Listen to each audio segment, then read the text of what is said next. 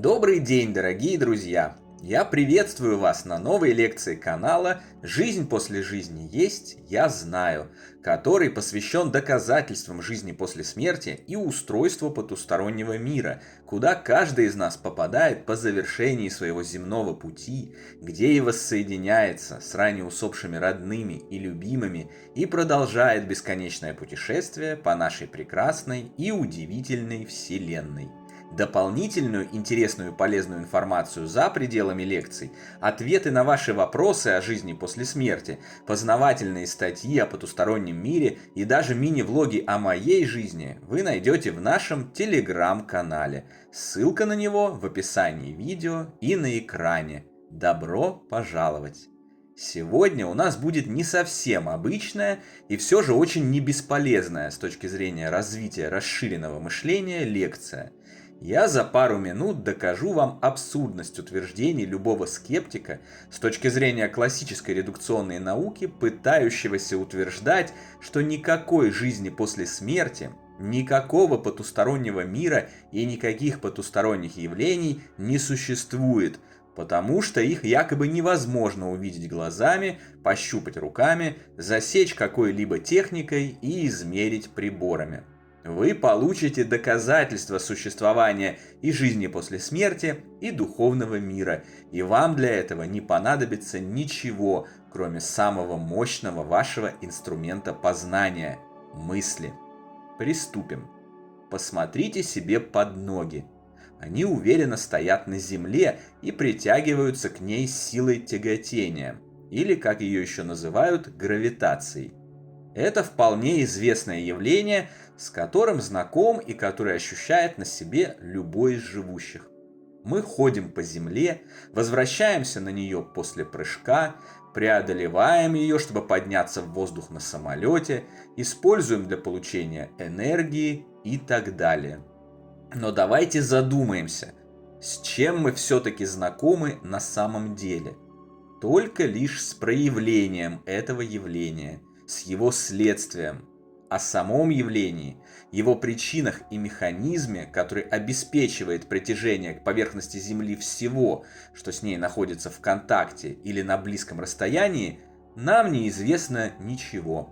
Вообще ничего, что бы там ни пытались рассказывать скептики.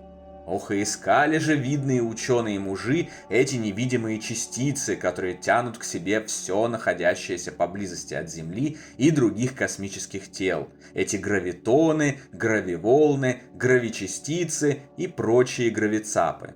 Веками, тысячелетиями искали.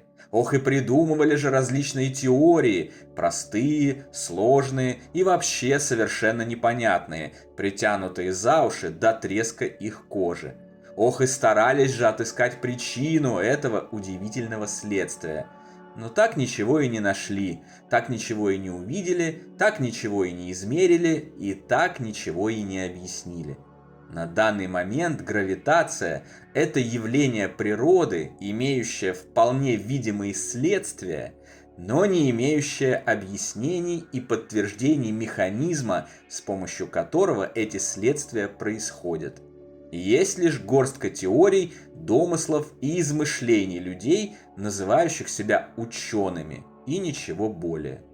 Только представьте, наша планета вращается вокруг своей оси со скоростью 1674 км в час, а мы, соответственно, вращаемся вместе с ней.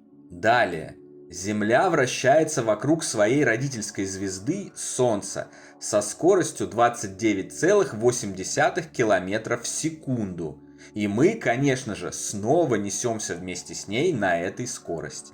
Более того, вся Солнечная система снова вместе с нами несется в космосе вокруг центра галактики Млечный Путь со скоростью 220 км в секунду. А сама галактика движется во Вселенной с еще более безумной скоростью в 600 км в секунду. Согласно всем известной и так любимой скептиками научной модели и ньютоновских законов движения, мы должны разлетаться с планеты ко всем чертям под воздействием бешеной скорости ее вращения, не говоря уже о скоростях Солнечной системы и галактики. Возьмите шар, поставьте на него маленькие игрушечные фигурки и начните вращать. Если не приклеить их, фигурки моментально улетят с этого шара. Вот так действуют законы нашего физического мира. Но мы-то, несмотря ни на что, не улетаем, мы остаемся на Земле вместе со всем, что на ней есть. И никто не может объяснить механизма этого чудесного клея, который удерживает нас на поверхности.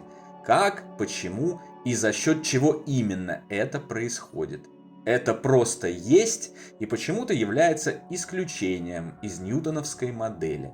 Скептики обожают кричать, ознакомливаясь с исследованиями потустороннего мира. Все это домыслы, написать и сказать можно все, что угодно, покажите нам факты и видимые доказательства. А пусть дорогие скептики покажут нам факты и видимые доказательства, объясняющие механизм гравитации. А ни фактов, ни доказательств нет. Нет ни видео, ни фото этого клея, который держит нас на планете. Ну как же так? Гравитация есть, а объяснение ей и ее механизму, который нельзя засечь органами чувств или приборами, нет. Мы просто признаем существование гравитации эмпирически, на основании практического опыта, но не знаем, как она устроена внутри.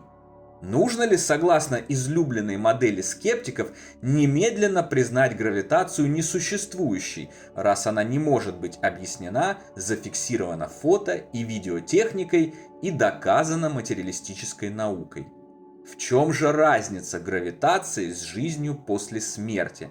Разве не получает огромное количество живущих на нашей планете эмпирический паранормальный опыт? Разве не видят миллионы людей духов и привидений?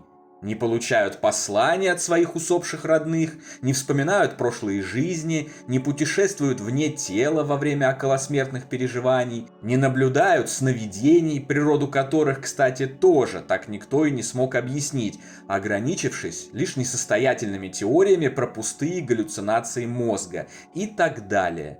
Точно так же многие наблюдают проявления потустороннего мира, то есть получают практический эмпирический опыт, но пока не могут доказать механизма при помощи приборов и формул. Однако скептиков это не волнует.